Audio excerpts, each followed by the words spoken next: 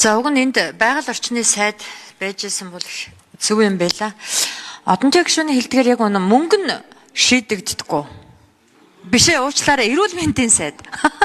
Тэг мөнгө нь шийдэгддэггүйгээд мөнгөний одоо чинь зөгцсөн сумын асуудал дээр зөгцсөн сумын засаг даргын газраа шийдээд бүр эрүүл мэндийн данс сайдын одоо тэр нөө юуныхын данс руу хийцэн баггүй юу?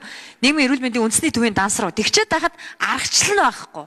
Тэгэхээр одоо бидний энэ хууль чинь миний одоо санал оруулж байгаагаар бол та хэд журмлахгүй наадхаа хуулийн дээрээ оруулж ир. Яа тэгэхээр хуулиас давсан журмыг засах маш амархан.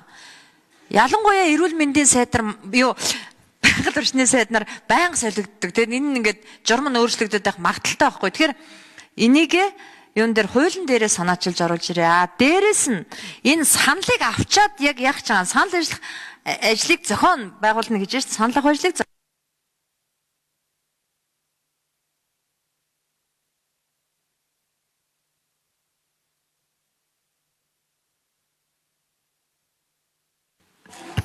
За хэн хариулах вэ?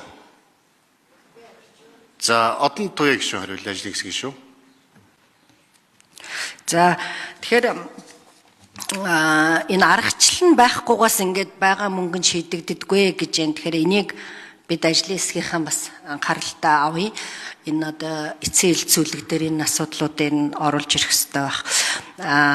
За энэ хууль нэмэлт өөрчлөлт за нэг хит хитэн асуудлууд бас дагалдах хуулиуд нь орж ирээгүй байгаа. Тэгэхээр бид энэ хуулиа батлагдмагц бас хит хитэн дагалдах хуулиудыг тусад нь одоо бас нэмэлтээр ойрын үед бас өргөн барихаар ер нь орхицсан асуудлуудаа бэлдэж байгаа.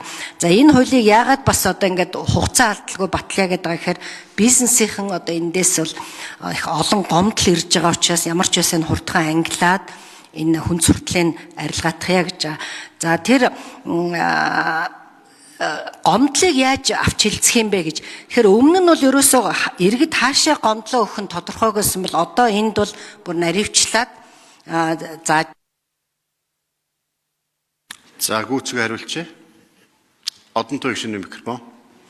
За иргэд бол энэ санал авах үедээ яг энэ хамтарсан багт энэ гомдлоо гаргах ёстой юм байна. За хамтарсан баг энэ гомдлыг хүлээж аваад энэ гомдлуудыг хэрхэн яаж шийдвэрлэхээ эргээд энэ иргэддээ мэдэгдэж тайлгнах юм.